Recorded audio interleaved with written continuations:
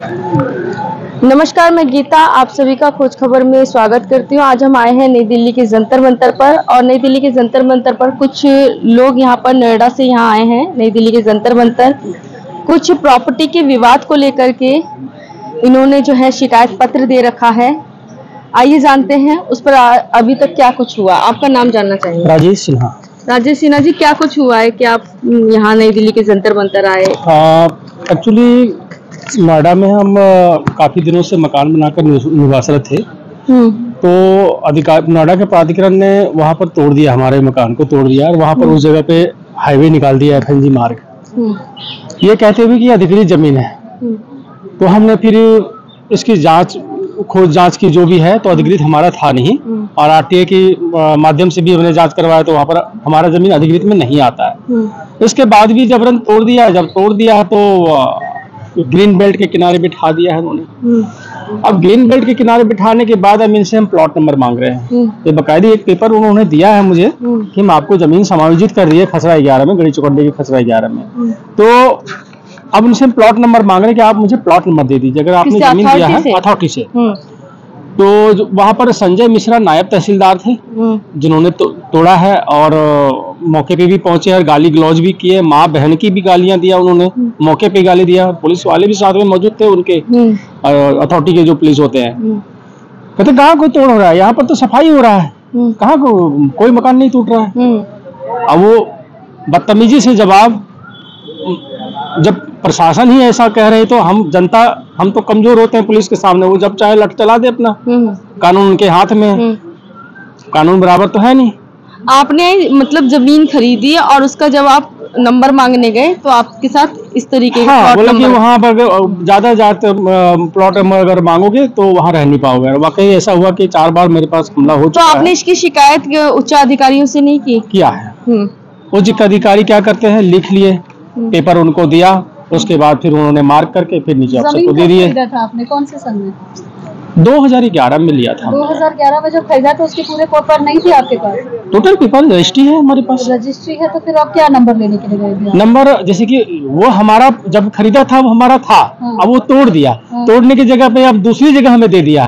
तो दूसरी जगह का पेपर वो सरकार देगी जो तोड़ी है। तो वो सरकार पेपर में क्या लिख के दे रही है कि इस जगह पे आपको जमीन दे दी है, बस खसरा, इस खसरा में।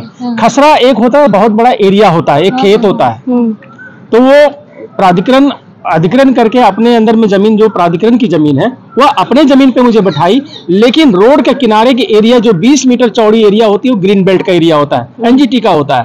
अब वहां पर ग्रीन बेल्ट में 75 लोगों को बैठा दिया है। हमारे साथ लगभग 75 लोग हैं और एफएनजी विहार 2 और 1 के नाम से वहां पर विकसित है। साथ में प्रॉब्लम हो रही है या स्पेशली आपके साथ प्रॉब्लम हो रही है? मेरे साथ इसलिए हो रहा है कि मैं उस एरिया को दिलाने में हमारी अहम भूमिका है। सभी को जो दिलाए हैं हमने जमीन, उसकी अहम भूमिका हमारी है। भागदौड़ किया है। उन लोग अपने अपने बना के निवासरत है, वैसे ही अवैध में बिना प्लॉट नंबर के खुश है। डीलर थे क्या आप? नहीं। तो फिर आपका भूमिका ज्यादा है? हमारी भूमिका केस, कोर्ट में जाके केस लड़े। अच्छा। यानी आप हमने आवाज बुलंद जो किया, जो मुख्य बनकर, इसलिए प्रॉपर्टी डीलर तो वो होता है जो एक दूसरे का डील करवाता है। मैंने सोचा आपने मकान। नहीं। अच्छा। हमने खरीदा था वहां पर मकान। और खरीदने के बाद जब हमारा टूटने की बारी आए तो जब अधिकारी के सामने अपना बात रखा, अपनी आवाज को बुलंद करके, तो लोग मोहित हो गए कि नहीं, सब लोग साथ दो इनका। जब तक नहीं मिला था तब तक सभी हजारों की तादाद भी हमारे साथ थे। जब वही मिल गया और उसी में खुश हो गए, मौके रोड पर की जमीन, मौके की जमीन, खुश हो गए, दुकानदारियां खुल गए, उनके लालच आ गया कि जो है जैसा दिया खुश रहो, अपना कमाओ। तो उन लोग खुश है, लेकिन हम तो फिर यहाँ से तोड़ सकते हैं आपकी जमीन? ये तोड़ देगा, इनका क्या गारंटी है? उस जमीन की कोई वैल्यू नहीं मिल रही है मैडम, क्योंकि उसका कोई स्टैंप ड्यूटी नहीं है। हमने जब खरीदा था किसान से तो हमने स्टैंप ड्यूटी दिया था, ये कोई स्टैंप ड्यूटी नहीं दे रहे, बैंक इस पे लोन नहीं दे रही है और नोएडा की वेबसाइट पे दर्ज भी नहीं है ये प्लॉट नंबर। कहीं पर भी मतलब इसका सुराग नहीं मिल रहा है। इनके जो नोएडा के जो एक हब है जहां पर इनका प्लॉट संख्या वगैरह सबका रिकॉर्ड होता है, पूरे नोएडा का रिकॉर्ड होता है, उस रिकॉर्ड रूम में हमारा रिकॉर्ड नहीं है। हम क्या करेंगे इस प्लॉट का? अच्छा, आपको क्या लगता है जो प्रशासनिक अधिकारी हैं, क्या इन लोगों की सांठगांठ है? जी, वो जानबूझ करके ऐसा हुआ है कि उनसे गलती हो रखी है। किन लोगों से, नाम बताइए। नोएडा के अधिकारी एक नायब तहसीलदार संजय मिश्रा जी और एक अभी विनीत मिश्रा जी डिप्टी कलेक्टर है, डीसी बन के बैठे हुए हैं वो है, और सीओ मैडम जो है ऋतु माहेश्वरी, उनको सब कुछ मालूम है लेकिन वो अनदेखा करती है क्योंकि सारे अधिकारी इसमें जेल जाने के कगार पे। सीबीआई जांच करा लीजिए इनकी, सारा दूध का दूध पानी का पानी बिगाड़ा। आप योगी जी के समक्ष नहीं है? योगी जी के समक्ष हम 6 बार जा चुके हैं, 3 बार लखनऊ जा चुके हैं, 3 बार गोरखपुर जा चुके हैं। तो वहाँ से क्या रिस्पॉन्स आया? इन्होंने रोते भी लगते हुए अपनी बात रखी लेकिन उन्होंने अनदेखा कर दी है। शायद वो बिजी होंगे, व्यस्त होंगे, अपना कागज इनका तो रख लिए अपने हाथ में, जन सुनवाई पोर्टल पे डाल दिया, पोर्टल पे गलत आख्या लगा करके फीडबैक दे दिया गया जो उसका कोई वैल्यू नहीं है।